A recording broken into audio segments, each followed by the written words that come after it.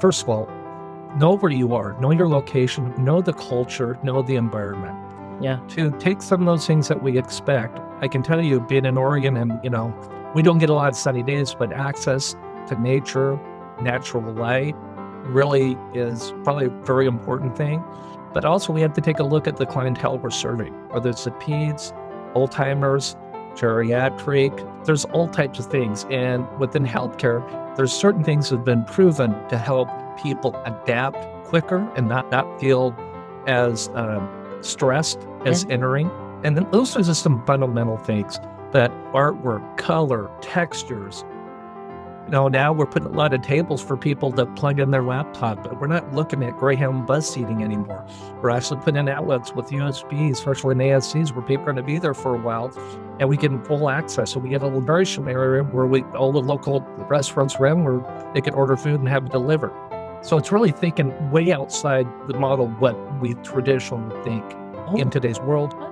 Welcome to Medical Money Matters, the podcast where you can find experts, answers, and resources so that you can achieve mastery over the financial and business aspects of your practice. Hello, everyone. Welcome to Medical Money Matters. I am joined today by medical architectural expert Jon Anderson of Anderson Dabrowski. Jon has designed many clinics and ambulatory surgery centers and hospitals throughout his long career. His firm currently works on 25 to 30 projects each year, and Jon just shared with me that he's been at this for 28 years. So a lot of projects along the way. Jon also serves on the Oregon Health Authority Board around authoring more clear medical construction codes and medical building codes. And he is frequently called upon by hospitals and ambulatory surgery centers when they are having an accreditation review. So, Jon, welcome. Thanks for being with us today. Thank you, Jill. I'm happy to be here. Well, I think we should just jump right in. I want to hear from you, for our audience, when you begin designing an outpatient medical office or an ambulatory surgery center, what are the very first considerations that you prioritize to balance things like functionality and patient flow and staff efficiency? Well, good question. I'll answer that from an architectural standpoint, from a healthcare standpoint. That stuff's pretty easy for me. Been doing it for a long time. My approach here is to help providers and clinics understand what is expected of us, but let alone what we need from them. And that's really how it starts. I don't create a business plan, but they usually come to me saying, hey, we have a large practice. We have 18 providers and our ratio is 2.5. Based on that, I can do everything else. And then the unique things is, well, Jon, make sure there's a larger staff area, because that seems to be one of the contentions. The staff areas are never big enough when you want to keep them small and they don't generate revenue, but you want a happy staff member. So those items for me, in terms of being more fully rounded, is just not the patient, but the providers, but also staff. They're our workhorses. So anything we can give them to make them happy, I've learned over my time that's a good thing to do. That is, and then ambulatory is the same way. Ambulatories, clinics are only governed by building code. Ambulatory surgical centers are by building code and NFPA 101 and FGI. So it has a lot more regulations, but given the fact that we do it all the time, it's pretty natural for me.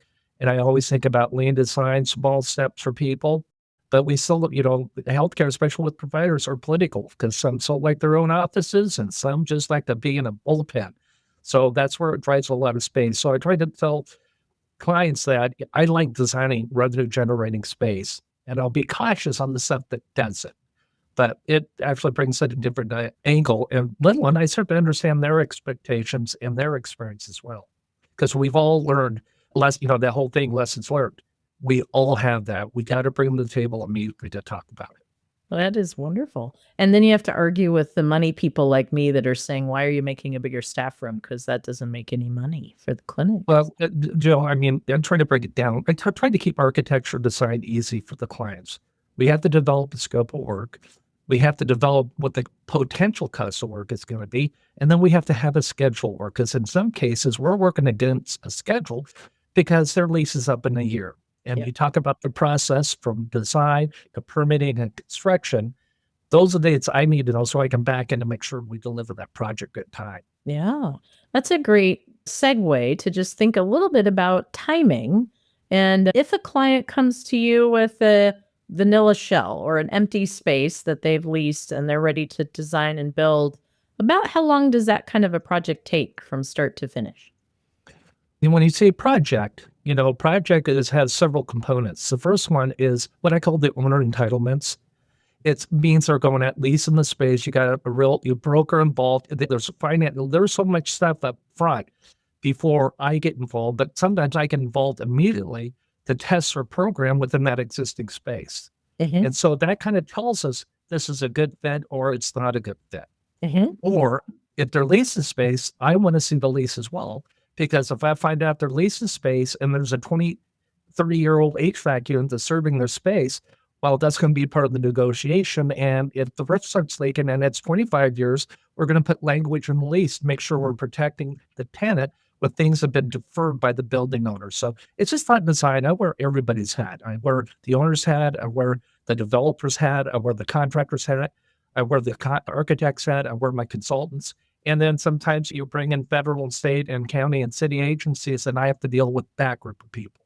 So Just a little bit of complexity. So if you had to take an average of somebody that comes to you with a existing space, but that's empty and you get to design it out and build it, is that a 6-month project, 9 months, 12 months? well, let's break it down. So again, it's based on some basic components. One is the design. Mhm. And let's just say a 10,000 square foot suite, just as a benchmark. That would probably take about 3 months to fully design a document. And when I say fully design, it's just not designing it, but we have to sit down with the users and talk about data, cable, talk about owner's equipment, talk about signage, talk about computers, talk about casework, reflective showing, lighting plan, HVAC. There's so many components. So we call those micro meetings. Mhm. So we track each one of those. And when we get to the end of it, now we're ready to produce the final document. So the owner is into it. From Mhm. there, we submit for permit. Then depending whether it's local, that can run anywhere from 4 to 6 weeks.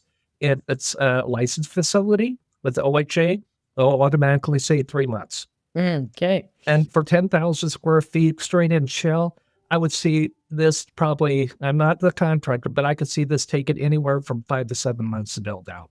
Got And it. then from there is project closeout and owner move in, which will take a week or so, and staffing moves and everything else that goes along with that. The other thing, I look at parking too. When I just look at a lease space and I look at the lease around parking spaces I get, I'll point out a concern that the ratios of what you're giving you will not provide the throughput that your clinic design is actually going to support, because it starts out in a parking lot and having available parking. And usually parking at 4.5 is kind of a rule of thumb for medical practices. 0.5 of what, just for our audience? You could 4.5 per 1,000 square feet Okay. floor area. Okay.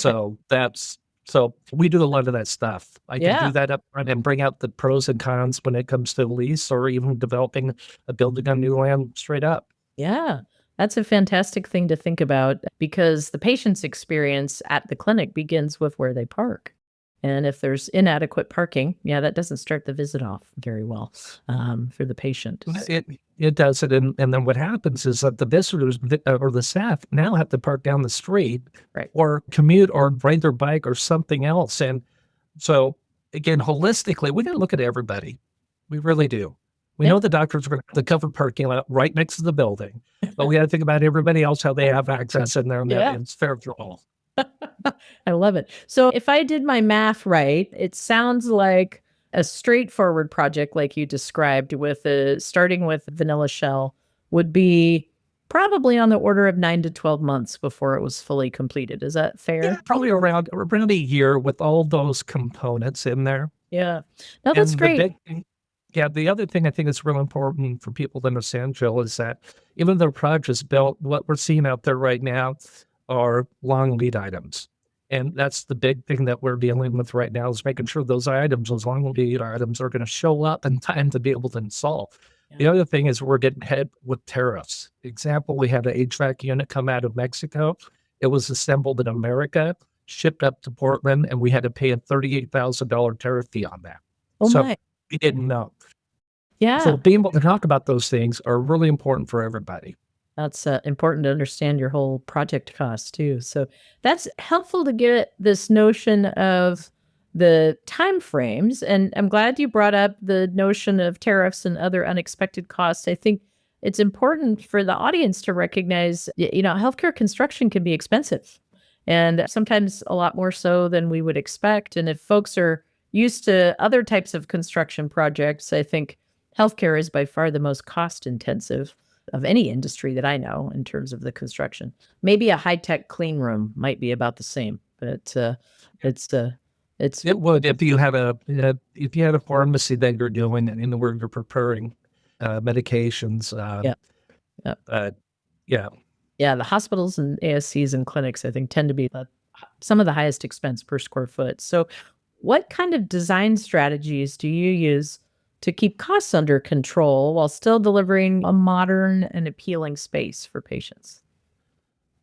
Well, I can tell you, Joe, cost is always going to be the number one on any doctor's or any health system's requirement. I'm sorry, money talks. Yeah. And sometimes we have hospitals that have logistics. We just think, well, I'm just building this.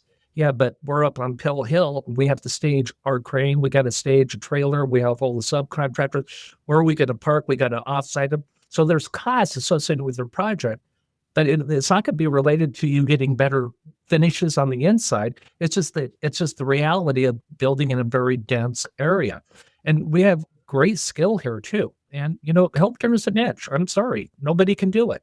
It's a Yeah. niche thing. And but you can imagine I do a lot of rural healthcare too. And imagine being out in Burns, Oregon, and not having a contractor that has to come out of Hamilton or maybe Portland. Yep. Yeah. People have to stay. I got a project down the coast. The people are staying in trailers down there, but it's the logistics that we have to deal with. So those don't go to the construction. It's a part of the management of the overall project. Mm-hmm. So I tackle those things, Joe. It's hard for me to control market conditions, the amount of steel and, sheet rock and lead and doorknobs and stuff like that.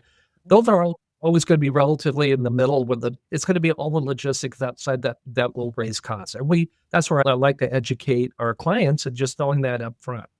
What are some of the things that add into the cost that they might not be considering? Yeah.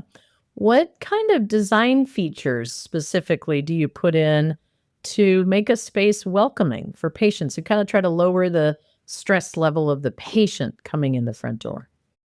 Well, we design all over the place. I think it's, first of all, know where you are, know your location, know the culture, know the environment.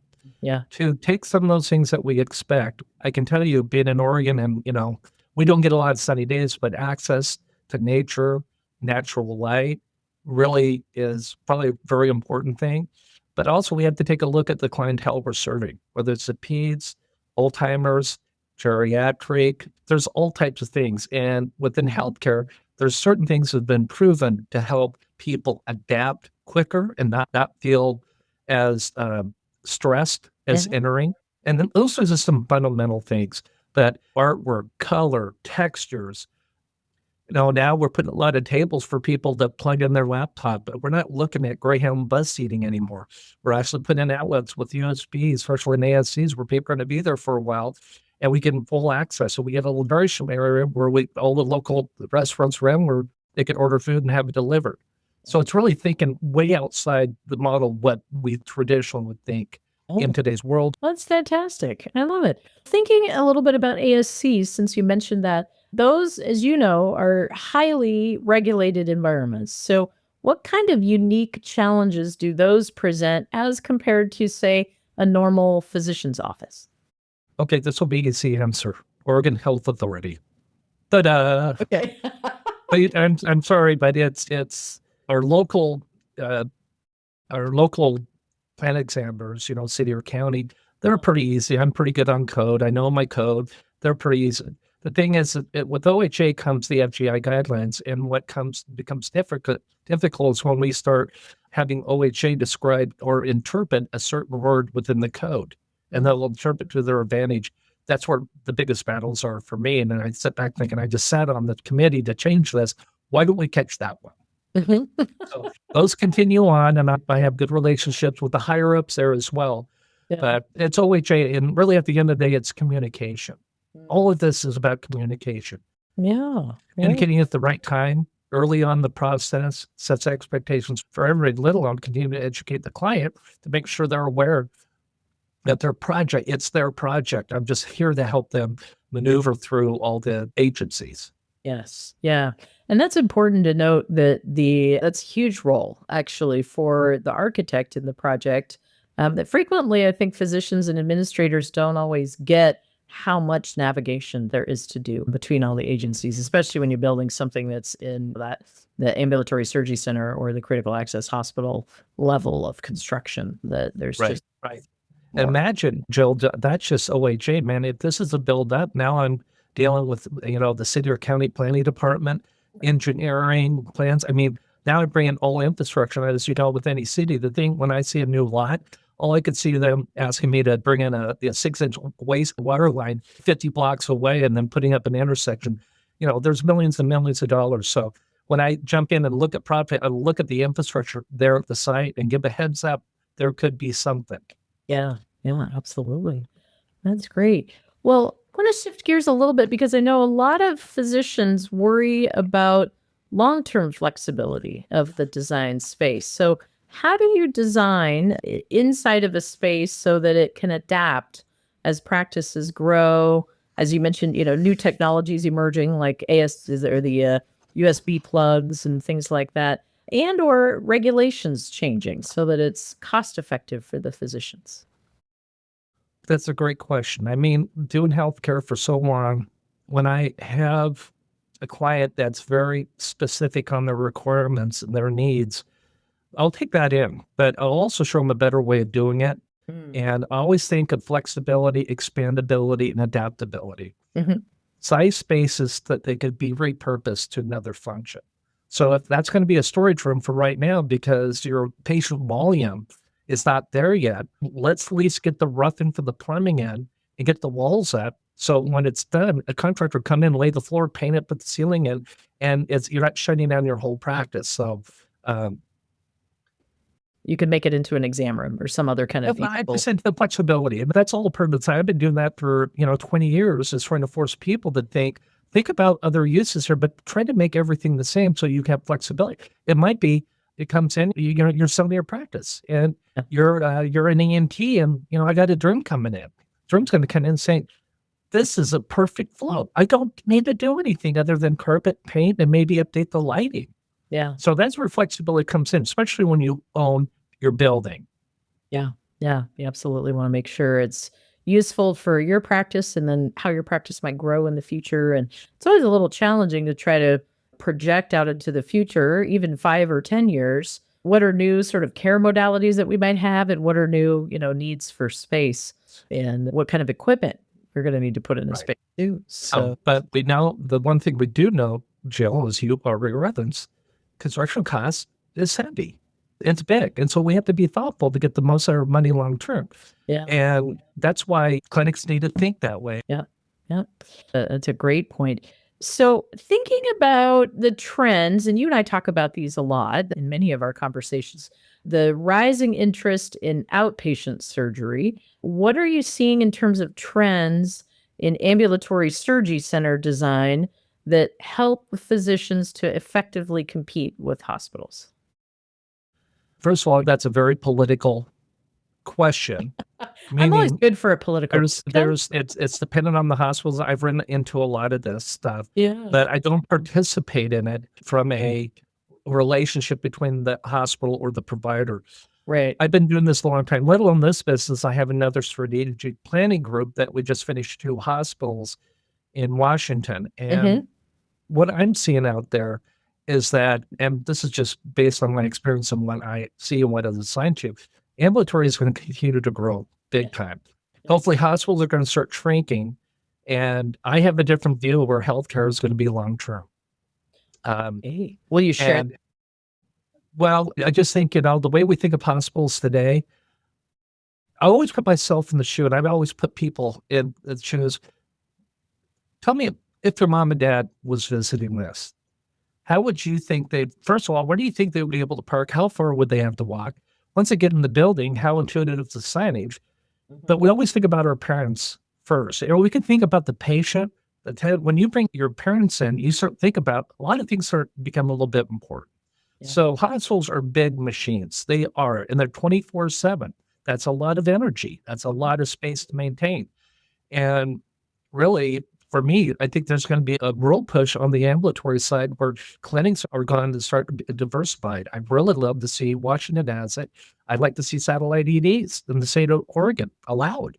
Yep. And I think at that point, you're going to start seeing groups, let alone primary care, specialty care, but they're going to have those ancillary services such as imaging, um, lab imaging, and pharmacy. And all of them play a component, just not one thing. I think everybody certainly somehow look at their expenses and try to get things out their paper, but reimbursement as an actual cost and somehow write it off. I'm not a CPA, but people, they usually drive decisions based on the best economic outcome for them at that point in time. And there's no long-term vision of what that decision could be long-term. I'm balancing my checkbook today. We're not going to do it. Yeah, and it seems like if we could have the standalone EDs available in the state, that would actually drive more traffic to that ambulatory surgery center mode of practice. And Well, what it does, it starts taking down the more urban hospitals. It starts placing services where they need to be out in the larger communities. Yeah. That's a no-brainer. Easy access. It's local. It's available. It's like Zoom care or urgent care, all these things these hospitals did, but put a lot of different names. What it is, help them unload any patients that might not be needed in the ED and taken up a treatment room. yeah, So those were a great idea, but it was an outpatient clinic at primary care at the end of the day. yeah.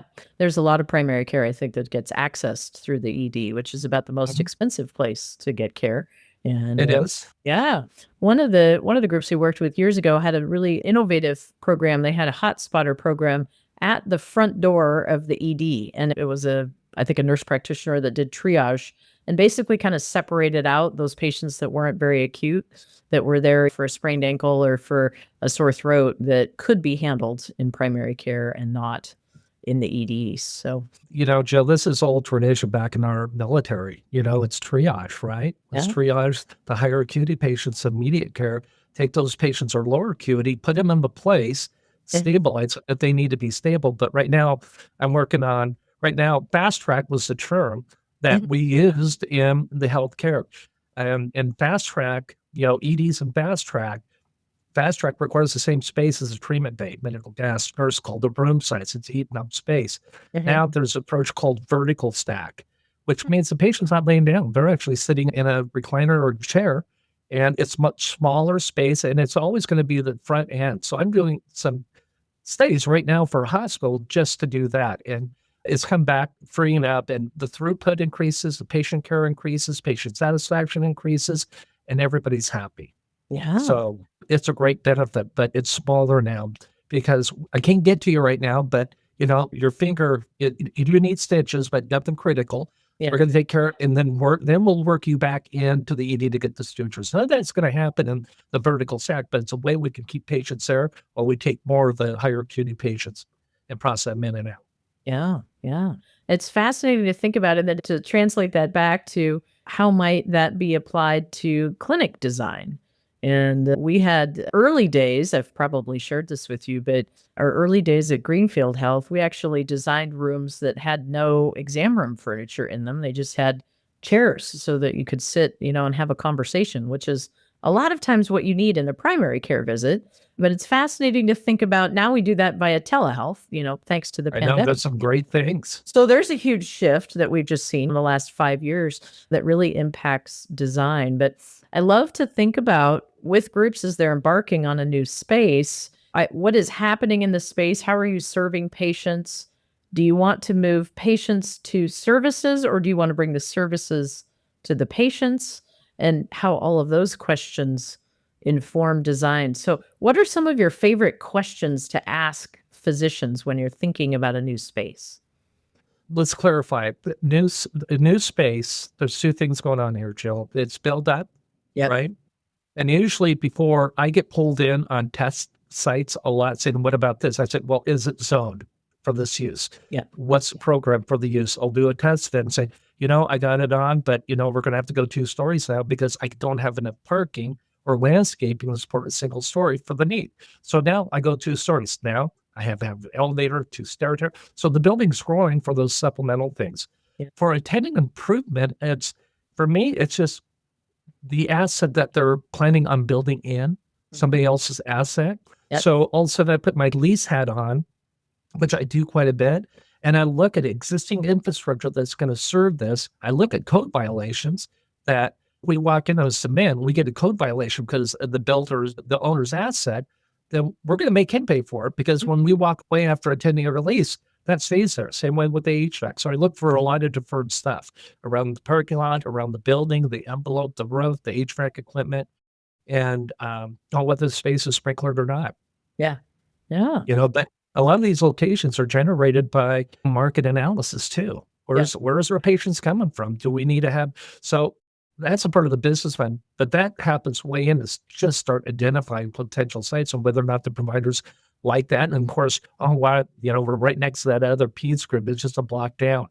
So now you've got this political stuff going on with groups being very similar. I see it all the time, especially with the orthopedic and ASC clients. Yeah. Yeah. Oh, I imagine. Everybody knows where they are. There's a lot. Yeah. There's a lot of the competition and that need to do both the search for what property is available, but also the location of it. And as you say, the location of your nearest competition as well. Right. So, great questions. I love it. Well, you and I could talk design and building all day. I just know it. One final question that I would ask you, and that is if you could give physicians one piece of advice before they embark on a new office project or a new ambulatory surgery center project, what would it be? To me, it's always going to be the talented people you have around yourself. Make sure I check resumes on everybody. For me, is being in it for so long, I know everybody out there. I know what to step around, step over, or actually engage. It's going to be people, and when I say people, I'm actually taking a well-qualified healthcare architect that understands operations, lean design, also having the knowledge to provide some value engineering up front versus down the line. And be able to, fix those things that we value with other things to protect, like HIPAA, sound, mechanical are always the biggest issues. So those are really big for us. The other thing I'm seeing out there in a lot of hospital systems, but it's this, what I call a team where we bring on the general contractor. What we do is do a pre-qual, three qualified contractors can do the project. Mm-hmm. But we bring them in, and it's not necessarily, they can give us a construction cost, but what we're trying to get out of them is the length of time they think they can build it, and I compare it to the cost of what they're charging the project. So it's their GCs and fee. I back that in the time, and I see GCs. So I also check that. And then the other thing is just making sure we have quality people on the contractor side, smart project manager, smart superintendent. Yeah. So I tell you, I like making things easy, but just having the right people with the right set of skills, with a client who's got compassion, knows what they want, is open to different ideas, and improve their practice. That's the outcome. And it's always been a great outcome. Wonderful. Wonderful. Jon, thank you so much for joining us today. I know our audience is going to benefit greatly from all of this learning and wisdom.